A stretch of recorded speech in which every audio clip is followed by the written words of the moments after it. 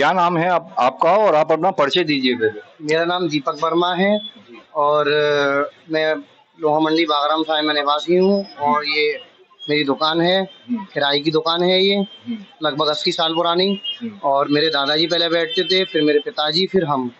और इस दुकान पर लगभग जो है 3 साल पहले अ, एक पड़ोसियों जो है अनुआरा पास में अनूप अग्रवाल और अजय कुमार जैन, इन दोनों ने मिलकर यह दुकान सेल आउट कर ली, खरीद ली ये दुकान।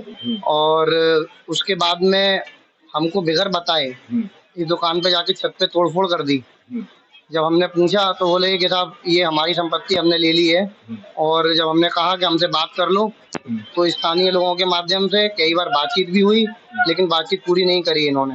और हमने कहा पेपर दे दो, तब भी पेपर नहीं दिए। और ये संपत्ति वक्फ बोर्ड के अंदर आती है, वक्फ मीर सैयद हसन T7 के नाम से इसका वक्फ है। और जब हमने कहा कि ये तो वक्फ के अंदर आती है तो बोले नहीं, ये हमारी प्राइवेट संपत्ति जिनसे हमने ली है।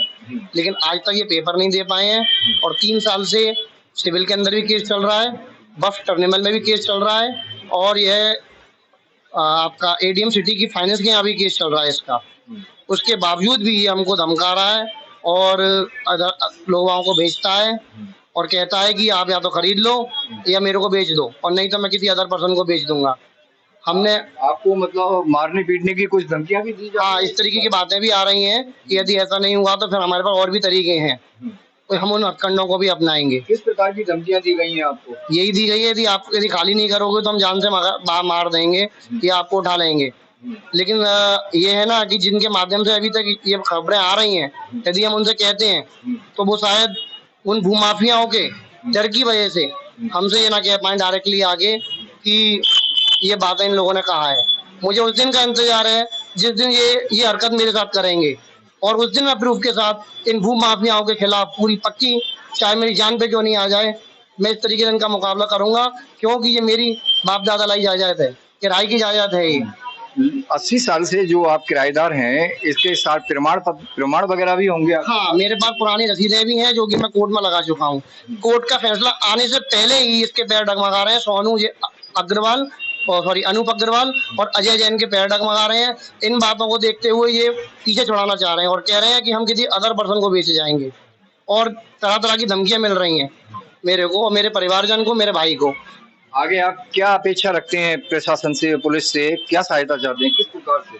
पुलिस प्रशासन से और कानून से मैं यही सहायता चाहता हूँ कि निष्पक्ष इसकी जांच करें और इसका न्याय करें।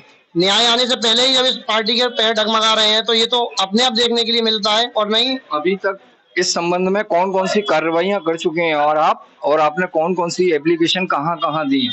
मैंने इस संबंध में कार्रवाई काफी जगह की हुई है। वक्फ ट्रिब्यूनल के अंदर भी मैंने रिपोर्टें लगा रखी हैं, जिसकी वहां पर मेरा केस भी चल रहा है। वहां पर ही सामने वाली पार्टी तारीखें घुला जाती है, कभी आती है कभी नहीं आती है। अभी तक वहां पर इसने अपना पूरा बयान भी नहीं दिया है, ना ही वहां पे कुछ इसने अपने डॉक्यूमेंट जमा किए हैं। जब हम इससे कहते हैं कि डॉक्यूमेंट दे तो डॉक्यूमेंट दे नहीं पाता है। और 3 साल से हमारा केस दीवानी के अंदर भी चल रहा है।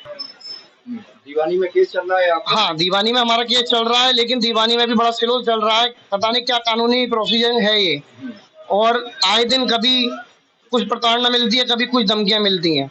डेली यही काम हो गया, हमारा जीना दुश्वार हो गया, पूरी दुकान के अंदर पानी आ रहा है। इसके लिए भी अभी कहीं से कोई हमारे को मदद नहीं मिल पाई है। कि राष्ट्रीय पुलिस समाचार की सभी खबरों को देखने के लिए चैनल को लाइक, शेयर, सब्सक्राइब जरूर करें।